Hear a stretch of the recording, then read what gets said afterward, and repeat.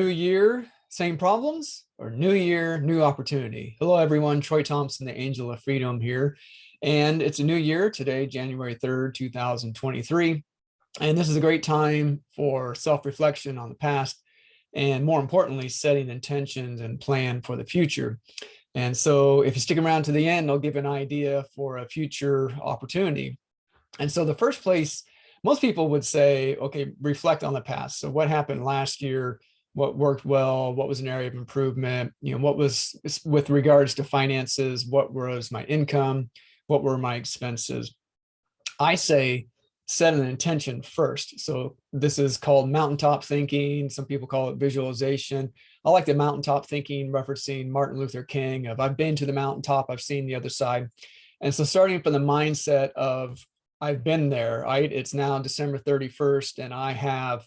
I am whatever, I've saved this much money, I've paid off this much debt.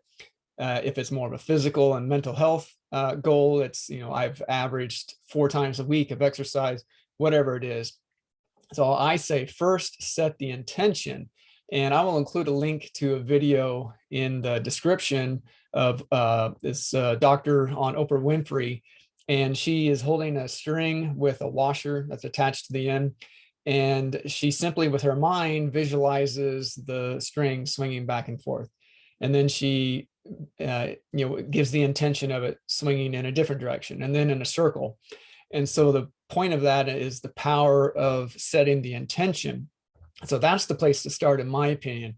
Set the intention of whatever the goal is, an income level, a profit level for a business owner, spiritual goal, physical goal, mental health goal. Set that intention, then reverse engineer and work backwards with the steps. So after setting the intention, then take a look at last year. What was my income? What were my expenses? So many people are very unaware of what their average expenses are per month and where the money's going. So they may know what the total number is. They often lack awareness of the specific categories and how much they're spending in specific categories. So that's the place where I would start after first setting the intention. Then what worked, right? What worked last year, and what changes will I make going forward for this year in order to achieve that intention? And so this goes along with the purpose of measuring goals. So a couple of things that I've noticed with successful people. One is the language, the words that they use. And related to that, of course, is the thinking. So the thinking and the language, the words that are used. And the second is precision and numbers. Successful people think differently, speak differently, and they also use numbers and precision in their language. And it's kind of like everyone else is part of the matrix, just walking around and kind of oblivious. And it's like a cloud pulled over their eyes and pulled over their mind to purposely avoid numbers and precision. And numbers and precision bring clarity. And so the expression, what gets measured improves, and what gets measured and reported improves faster. So find someone to report to, whether that's a financial advisor, a spouse, a coach, a friend. Find someone to report your numbers to, and then not only will things improve because they will be measured, but they will improve faster because they're being measured and reported. And so a brief overall description there with a focus on finances is there are 3 components to a financial plan: insurance, savings, and investments. The thing I see most commonly is no plan. And so there's very little or inadequate insurance, very little or no savings, and very little or no investments. And then what I see next, the next common, is people start the investment from the concept of putting money in a retirement account. And that's a good thing. Yet they're still inadequately insured and they have inadequate savings. Now, you might say, well, that retirement account is their savings or can be their savings. And that's true, it can be. The problem or a limitation of the retirement accounts are all the restrictions that the government puts on those accounts. So I prefer my clients have their savings in some other tool, some other financial instrument that's still liquid, can get a decent rate of return, but doesn't have the restrictions put on it. I am an advocate of retirement plans, but I'm an advocate of using them as a piece of the overall puzzle, because that money that's in my retirement account, the government tells me when I can use it and what I can use it for. And I don't really like that. I like to have, the freedom to use my money for what I want to use it for, right? It's my money. I took the initiative to save it and invest it. And so I feel like I should be able to use it when I want to. I understand that they're giving some tax benefits of putting it in a retirement account. And because of those benefits, they're putting restrictions on it.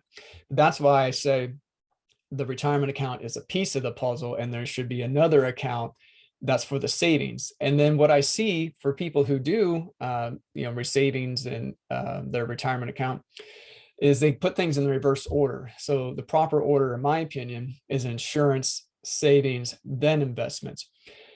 Until I get to the financial freedom place where I have adequate money, where maybe I can decrease my insurance coverage and potentially be self-insured and use my cash if desired.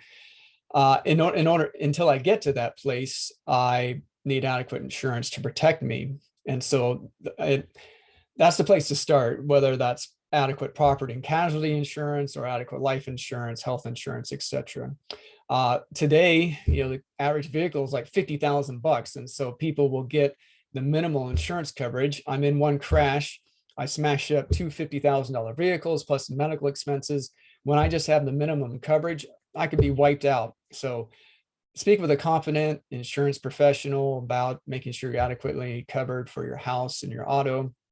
And then, of course, on the event of the event of death, so that would be life insurance and also disability, so disability insurance. So make sure that I am adequately protecting myself and my family from those events.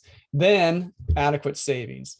What is adequate savings? That's a personal answer. For some, that might be 3 months, could be 6 months. Others who maybe they're self-employed, have a less predictable income, like say maybe a real estate agent who's really experienced a difference in their business over the last year, or a mortgage professional. Maybe for them, it's a year.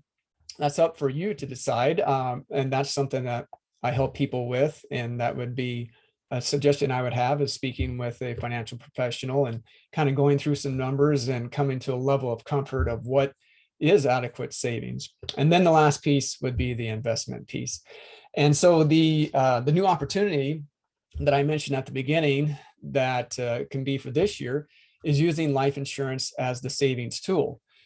Life insurance has been used as a tool for savings in America for more than 100 years, right? It's tried and true, it's proven, been around for more than 100 years as a place not only to protect families in the event of death, but also a place for a store of cash as a form of savings, because it's liquid, it's in a safe financial institution, it can get a good rate of return, and it has lots of tax advantages, including money can be accessed tax-free, and of course, the death benefit is also tax-free. The masses putting their money into the stock market and retirement accounts is more of a recent development of the last 30 to 40 years, especially the last 20 years. And so life insurance is a very powerful financial tool, especially covering those first two pieces of the financial puzzle of insurance and savings. So if any of this applies to you, feel free to click on the link below and schedule a time to have a complimentary review of your situation. I work with many different people. Two quick examples of who I worked with in December. One couple in their 20s. And so I started this initial piece of the insurance and savings with them. And then the other end of the spectrum, same month, the month of December, I worked with a couple who are retired and they have significant assets that they have grown. And so I worked with them and am working with them, setting up advanced tax strategies and advanced estate planning strategies in order to allow them to have adequate money for their entire lifetime and leave more money to their charity upon their death, keeping the tax man out of their estate and minimizing income taxes. And so if any of these situations apply to you, feel free to click on the link and schedule a complimentary session.